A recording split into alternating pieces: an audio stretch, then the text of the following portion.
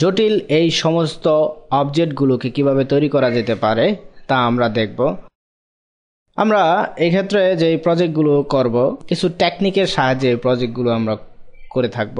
যেমন এখানে যে রোটেট টুলটি আছে এটি ব্যবহার করব এবং অবজেক্ট থেকে ট্রান্সফর্ম যেই কমান্ডগুলো রয়েছে সেগুলো ব্যবহার করব এবং কিছু বেসিক শেপ নিয়ে কাজটি করব। তা করার জন্য আমরা ইলিপস টুলটি সিলেক্ট করব এবং ইলিপস টুলটিকে আপনার প্রয়োজন অনুযায়ী যে কোনো পরিমাপের একটি সার্কেল এঁকে নেবেন এবং এই সার্কেলটিকে আমরা এখানে ডাবল ক্লিক করার পর রোটেট থেকে -5 অথবা 10 আপনার প্রয়োজন মনে করে যে কোনো ধরনের এক প্রকারের মান বসিয়ে তারপর কাজ করবেন। এখান থেকে ট্রান্সফর্ম অ্যাগেইন কন্ট্রোল ডি অথবা আমরা কিবোর্ডের সাহায্যে প্রেস করে দিয়ে দিতে পারি। এখানে যে একটি অবজেক্ট লক্ষ্য করা যাচ্ছে এর একটি অল্টার প্রেস করে এনে আরও কিছু কাজ আমরা করতে পারি। এখান থেকে এখানে ছিল 10, আমরা যদি 30 করে দেই, কপি 30 করে দিলে আরও এক ধরনের ইফেক্ট হবে। ওকে, আপনি যেভাবে করতে চান অথবা আরেকটি এনে alter plus drag transform as horizontally 90 এবং ভার্টিক্যালি 90 এবং এর মান -10 কপি। তা রিপিটলি করার জন্য অর্থাৎ ট্রান্সফর্ম অ্যাগেইন যে কমান্ডটি রয়েছে transform again control plus D. ওকে,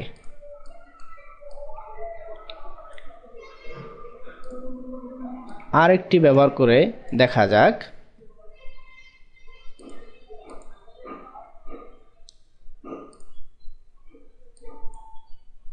প্রিভিউ সেট করা রয়েছে 5 পিক্সেল মুভ করে এবং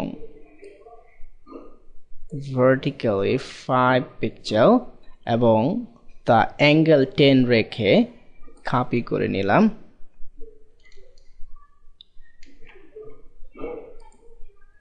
লক্ষ্য করুন আরেক ধরনের ইফেক্ট। আপনি এখানে যে কোনো প্রকারের স্ট্রোক কালার সেট করে নিতে পারেন আপনার পছন্দ অনুযায়ী। এবার আরটি দেখা যাক, অল্টার প্লাস ড্র্যাগ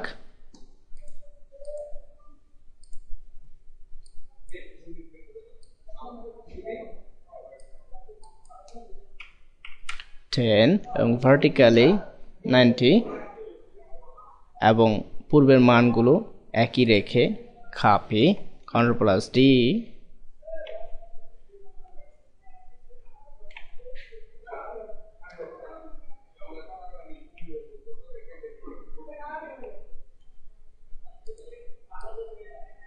এটাকে গ্রুপিং করে কন্ট্রোল প্লাস জি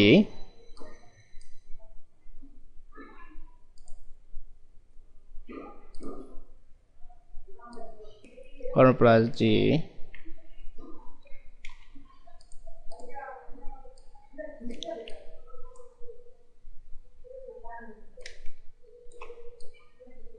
এবং এর স্ট্রোক হিসেবে 0.25 এবং কালার হিসেবে নির্বাচন করে দিলাম রেড। জটিল ডিজাইন এবং আরও দেখা যাক,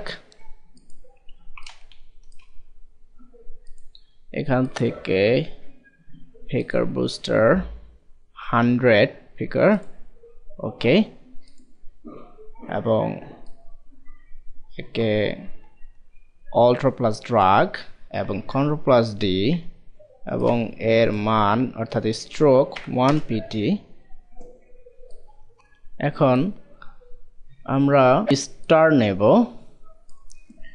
স্টারের মান রেডিয়াস 50, রেডিয়াস 275 এবং 0.8 এবং এর প্রতিটি হাইয়েস্ট অ্যাঙ্কর পয়েন্ট গুলোকে সিলেক্ট করব, একটি একটি করে ড্র্যাগ করব শিফট প্রেস করে রেখে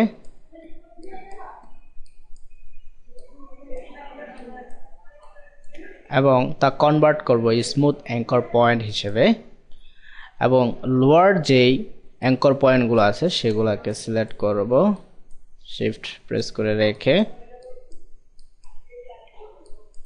এবং তা আবার স্মুথ অ্যাঙ্কর পয়েন্টে পরিণত করব। এখন প্রতিটি হাইয়েস্ট অ্যাঙ্কর পয়েন্টগুলোকে আমরা তো বাকিয়ে দেব 180,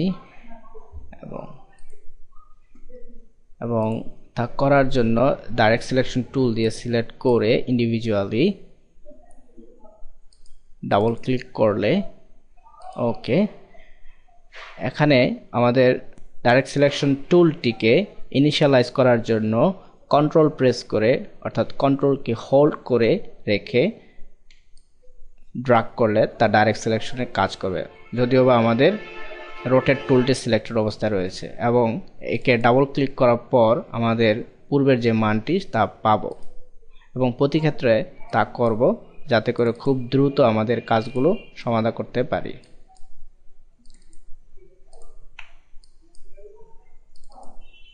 ওকে ওকে,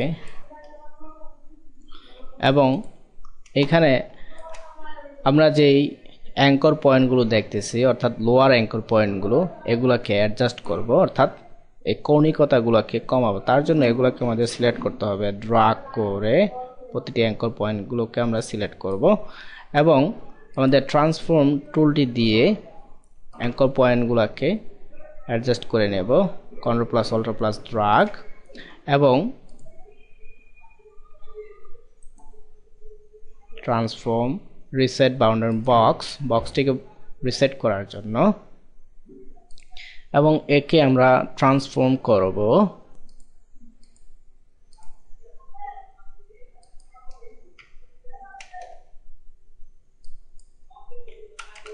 এর ডিফল্ট মানগুলো রাখতেছি, এবং ট্রান্সফর্ম করব আমরা 10 অ্যাঙ্গেল করে, এবং তা কপি করব নট ওকে, এবং তা অ্যাগেইন করার জন্য কন্ট্রোল প্লাস ডি প্রেস করব,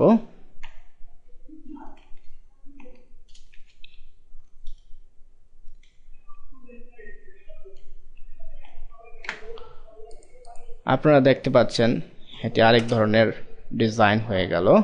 আরেকটি দেখা যাক, রেক্ট্যাঙ্গেলটিকে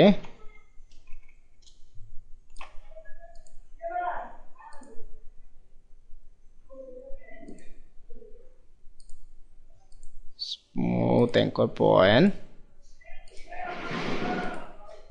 ওকে,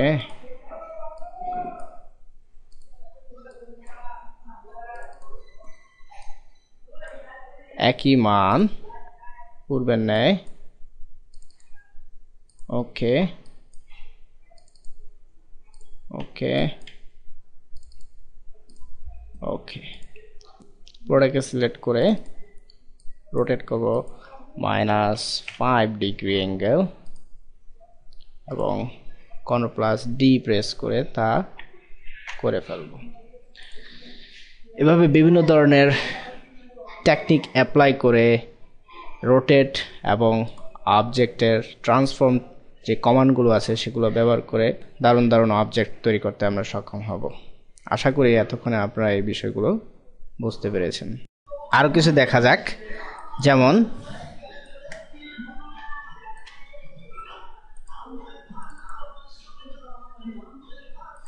pt অথবা 1 pt, যেমন আর কিছু দেখা যাক,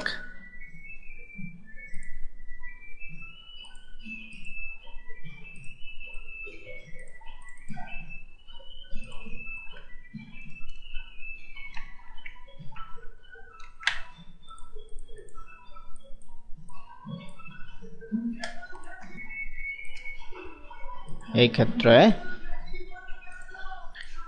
কারেন্ট ভোটার 100,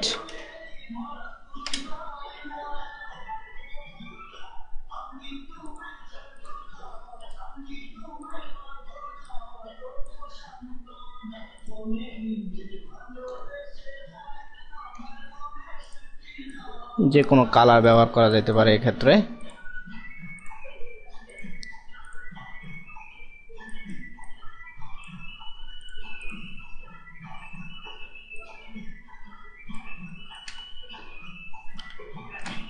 এই অবজেক্টের ক্ষেত্রে দেখা যাক।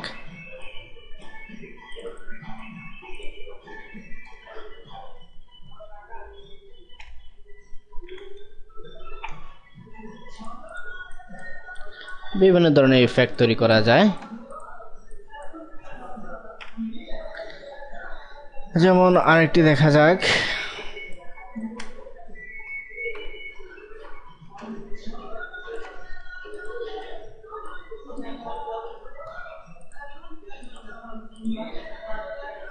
এই মান ঠিক রেখে কপি,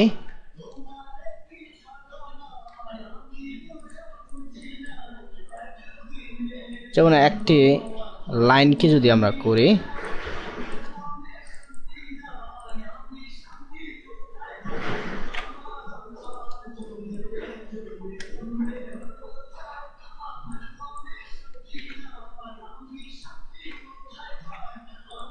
ওকে, এইভাবে বিভিন্ন ধরনের ইফেক্ট তৈরি করা যায় রোটেট টুল এর সাহায্যে। সিম্পলি আরও কিছু ক্রিটিক্যাল কাজ করব, যেমন আমরা সার্কেলটিকে নিয়ে কাজ করি। একটি সার্কেল তৈরি করি Alt+Shift+ চেপে, তারপরে ডিফল্ট সেটিং হিসেবে ব্ল্যাক অথবা যে কোনো আপনার পছন্দনীয় কালার আপনি ব্যবহার করতে পারেন এক্ষেত্রে। এবং প্রথমেই এর অ্যাঙ্কর পয়েন্টটিকে কনভার্ট করব, দুপাশে অ্যাঙ্কর পয়েন্ট, এবং কনভার্ট করার পর রোটেট টুলটি দিয়ে আমরা বিভিন্ন পজিশনে রেখে এর রোটেট টুলটিকে, অর্থাৎ এর পজিশনটিকে, যেমন এখানে যদি আমরা রাখি, সেই ক্ষেত্রে যদি Alt+Drag এবং ড্রাগ করলেই দেখতে পাবেন আরেক ধরনের।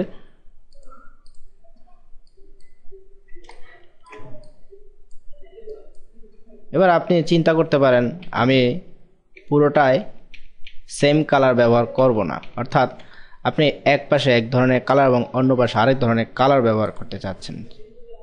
ওকে, তো সেই ক্ষেত্রে আমরা একে কেটে নিয়ে এই পাশেরটিকে আমরা লাল কালার ব্যবহার করব এবং অপর পাশেরটি সবুজ থাকবে, এবং দুটিকে একত্রে সিলেক্ট করে আমাদের রোটেট টুলটিকে সিলেক্ট করার পর এর পজিশনটি সেট করে দিয়ে Alt+Drag আগের মতো এবং Ctrl+D চেপে, ওকে, এখন আপনি চিন্তা করতে পারেন ডাবল ডাবল হয়ে যাচ্ছে, এক্ষেত্রে আমাদের কি করণীয়। ওকে, সেই ক্ষেত্রে আমরা যে কাজটি করতে পারি, Ctrl+U চেপে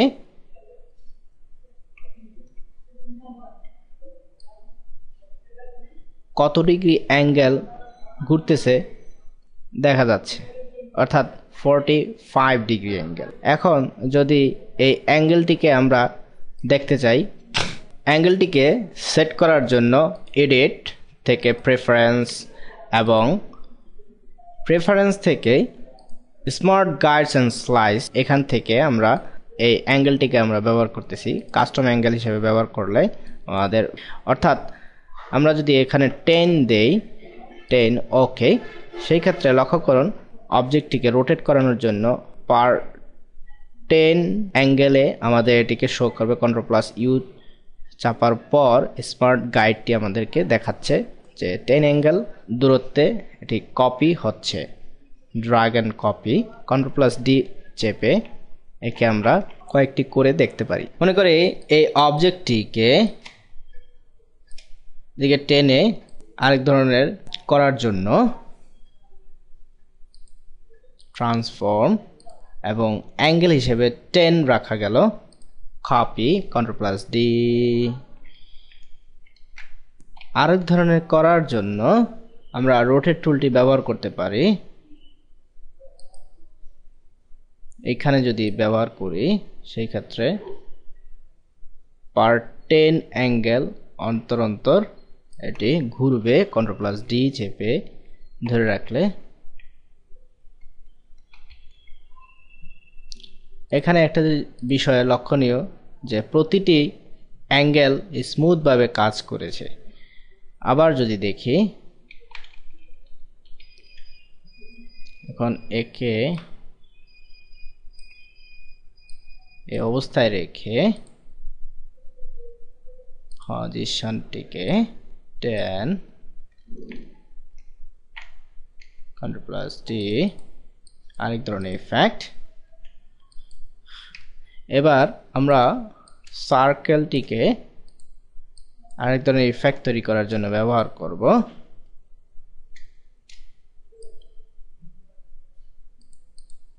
সার্কেলটিকে রিফ্লেক্ট করা যাক রিফ্লেক্ট টুলের সাহায্যে, এবং অল্টার প্রেস করে ধরে রেখে আমরা এটাকে কপি পেস্ট করব এবং দুটিকে একসাথে সিলেক্ট করে ট্রান্সফর্ম ইকো 90 এবং অ্যাঙ্গেল আমরা 10 রেখে কপি করলাম। Ctrl+D। এভাবে আপনার প্রয়োজনীয় স্পাইরোগ্রাফ তৈরি করুন। এবার আবার দেখা যাক, আমরা যদি চারটি নিয়ে কাজ করি তাহলে সেই ক্ষেত্রে চারটি সিলেক্ট করার পর একই ইফেক্ট পেতে হলে স্পাইরোগ্রাফটি কীরকম হয় দেখুন। Ctrl+D চেপে 4 জায়গায় হয়েছে। এবং আপনি যদি মনে করেন যে এখানে আরো কিছু পরিবর্তন আনবেন, রিফ্লেক্ট এক্স, কপি,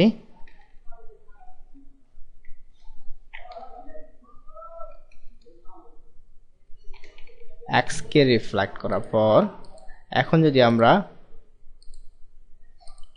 ওয়াই কে রিফ্লেক্ট করি, কপি,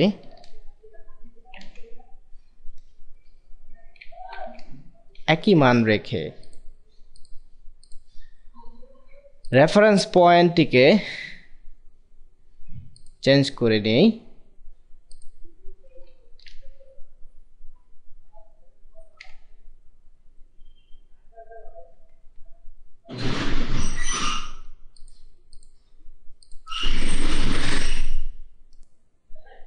এখন রেফারেন্স পয়েন্টটিকে যদি মিডলে রেখে অ্যাঙ্গেলটিকে 5 করে দেই তাহলে লক্ষ্য করুন সবকিছু ঠিক রেখে কপি, Ctrl+D।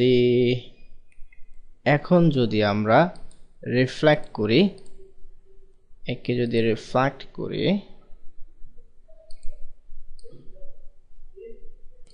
আপনি এই একই অবজেক্টকে বিভিন্ন রূপ দিয়ে ব্যাখ্যা করতে পারেন স্পাইরোগ্রাফ হিসেবে। আমাদের একই স্পাইরোগ্রাফ কত রকমের ভাবে আমরা সেটিং করতে পারি আপনারা দেখতে পাচ্ছেন। এবার আরেকটি দেখা যাক। স্পাইরোগ্রাফের জন্য সার্কেল নির্ণয় করলাম এবারও, এবং এবার সার্কেলের ভিতরে আমরা মাঝখানে দুটি অ্যাঙ্কার পয়েন্টকে সিলেক্ট করে ড্র্যাগ করে নেব, ড্র্যাগ করে আবার এখান থেকে এনে ড্র্যাগ করে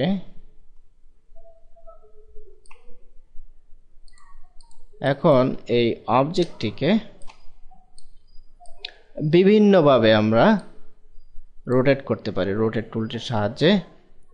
প্রথমত আমরা এখানে রেখে রোটেট করে দেখি,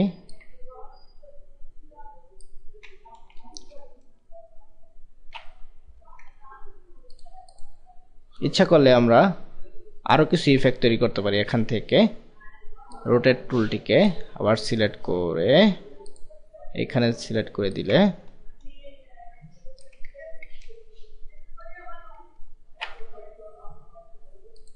আমাদের একটি মাত্র অবজেক্ট এবং ইফেক্ট হাজারো রকমের। আবার যদি দেখি এখানে সিলেক্ট করি,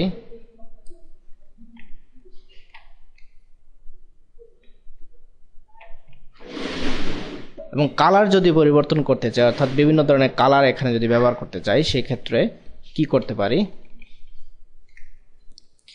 এই সেগমেন্টটিকে অন্য একটি কালার দেব এবং এইখানে যে সেগমেন্টটি রয়েছে এর অন্য আরেকটি কালার দেব। এক্ষেত্রে আমরা এই কালারটি দিতে পারি, এই সেগমেন্টটির জন্য আমরা এই কালারটি দেব এবং বিভিন্ন ধরনের সেগমেন্টের উপরে আমরা বিভিন্ন ধরনের কালার ব্যবহার করব। ওকে, পূর্বের ন্যায় যদি ব্যবহার করি, বিভিন্ন কালারে আমরা একে পাবো এবং দেখতে অনেকটা সুন্দর দেখাবে। হ্যাঁ, ওকে, এখন আবার করা যাক।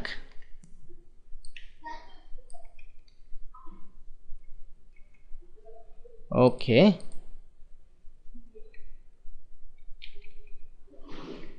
এখন এই ক্ষেত্রে এইখানে যদি পজিশনটা রেখে একে কপি করি, Ctrl+ ড্র্যাগ, Ctrl+ D,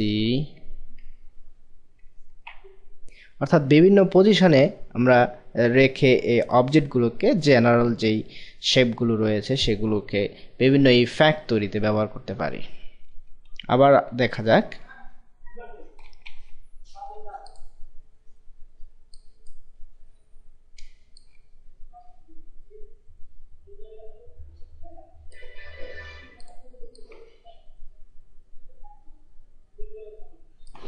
এখন যদি এই অবজেক্টটিকে রোটেট করি,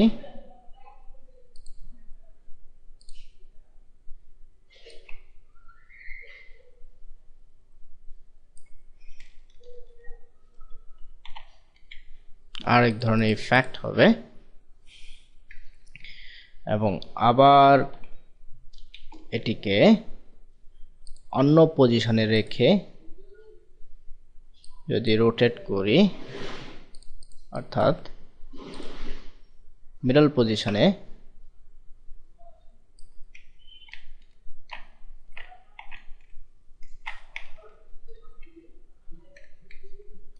ওকে ওকে, এবং এই অবজেক্টটিকে আমরা একটু পিছনে সরিয়ে দিয়ে ব্যবহার করে দেখি।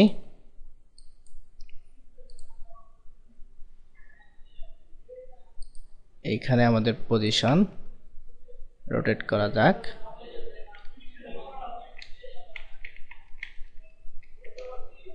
বিভিন্ন ধরনের ইফেক্ট তৈরি করা যেতে পারে এখান থেকে। এভাবে আপনারা বিভিন্ন ধরনের স্পাইরোগ্রাফ তৈরি করে বিভিন্ন পারপাসে ব্যবহার করতে সক্ষম হবেন। আশা করি আপনাদের এই টিউটোরিয়ালগুলো উপকারে আসবে।